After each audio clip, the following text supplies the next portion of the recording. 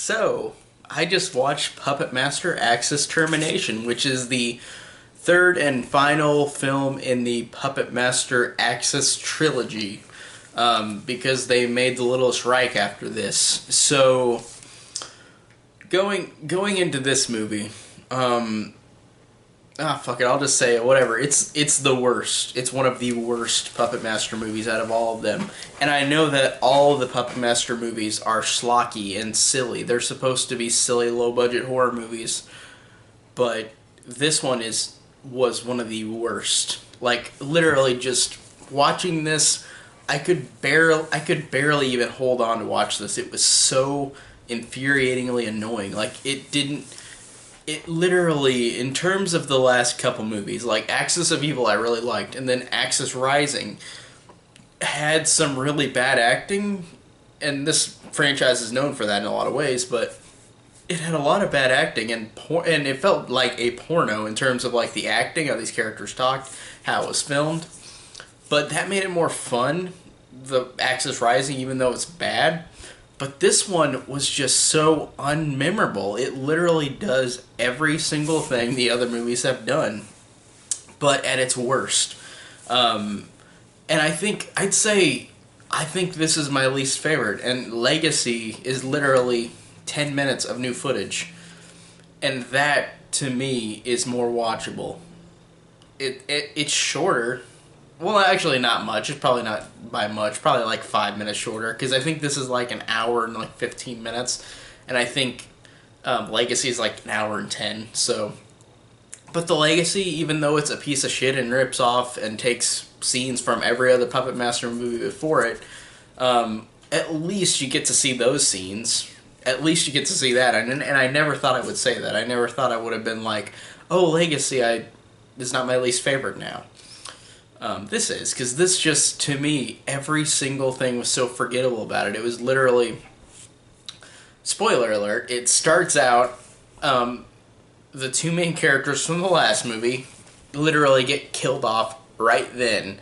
Danny and Beth are literally just gone, like, from the movie. And even though those actors that replaced them in Axis Rising were bad, I thought that they gave a little bit of charm as opposed to any of these people in this movie, because this movie, again, is about a group of psychics who are fighting Nazis with the puppets.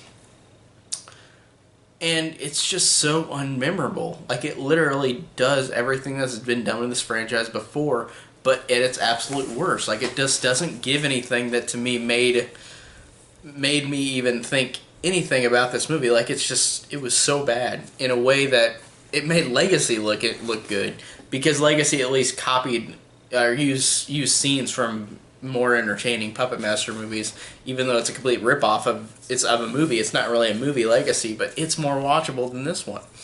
And like I said, Danny and Beth are killed, but their replacements in Rising were pretty bad, so I don't know if that's a win or a loss, but still, it's like, way to fucking do that. Every horror movie franchise does this, where it's like, these characters get important, die in the next movie. I'm just like, why? Like, it's a really lazy thing to do, and it made these new people involved just so uninteresting, and I wish that Danny and Beth stayed in it, despite these new actors in Rising weren't as good as the ones in Axis of Evil, but still, it's like, it literally ruined it for me.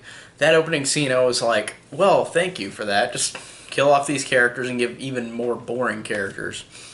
And, like I said, these random, like, psychic people get the puppets.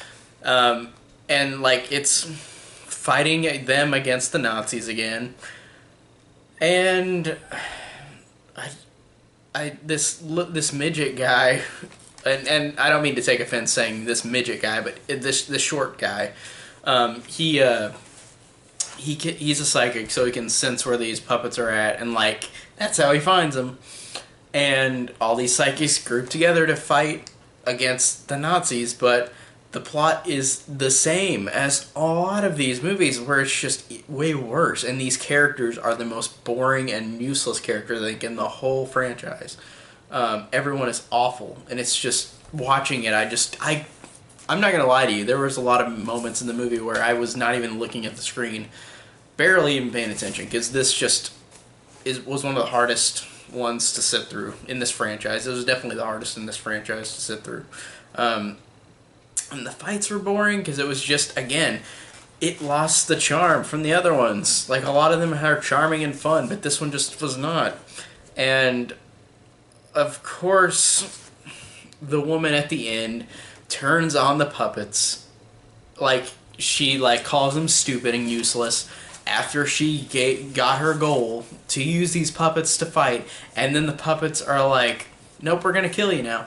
Which has been done so many times in this franchise where I'm just like, you can't be any more lazier. That literally, even though this franchise, like I said, is a low-budget franchise that none of them are really considered good by a lot of people, but they're fun. This was just insulting and just hard to get through. It really was. Just the whole movie has been done so many times in this franchise, and it's just so many things are just so unlikable about it. It just doesn't have any charm like a lot of the other ones. It really didn't give anything to me. But thank God this is the last one besides Littlest Reich. And I haven't seen Puppet Master versus Demonic Toys, and I want to, and I haven't seen the Demonic Toys movies either, but I'm going to try to find that somewhere, but that's kind of a rare movie to find. But yeah, The Littlest Reich is next. And the ranking, I'd say, now that I saw all of these movies, rewatched the first, 8, and then watched the Axis movies, I'd say my ranking in total, my least favorite would be Axis Termination, this one, then Legacy, then Retro, then Axis Rising, then Curse, then 2, then 1, 5, 4, Axis of Evil, and then 3 is number 1. So 3 still stayed number 1 throughout. Yay, that's good. Because I really enjoyed 3. I really liked 3 a lot. And I thought that did just a great job of being really entertaining and just had a very likable main character. But this was just way to end it on a low note. Even though we got another film, but it's a reboot. It said online that The Littlest Reich is a reboot, and you wouldn't have known that by the title. But yeah, this movie was terrible and one of the worst things to sit through. I just literally could not pay attention to this. It just, and I feel like I feel like you're gonna look at me and go, oh, this guy's ADD, he can't watch anything. But this was just one of those movies where movie has been done before so many times with this franchise. It was so boring, so nobody was interesting. Nothing was interesting or fun about it. It was the exact same movie as the other ones, but just no charm, nothing. So yeah, this was terrible. Really terrible. But anyways, the next one, like I said, I'll try to watch Puppet Master vs. Demonic Toys, but I don't know how long that'll take, because again, I don't know if I could find it online or if they have a DVD online, but I bet it'd be super expensive because it seems like a rare thing. And The Littlest Reich, I'm excited to see, really excited. But the Blu-ray comes out September 25th, so I think I'm going to wait until the actual Blu-ray comes out to buy it, because I want to kind of support these people with these films, unless it's this one.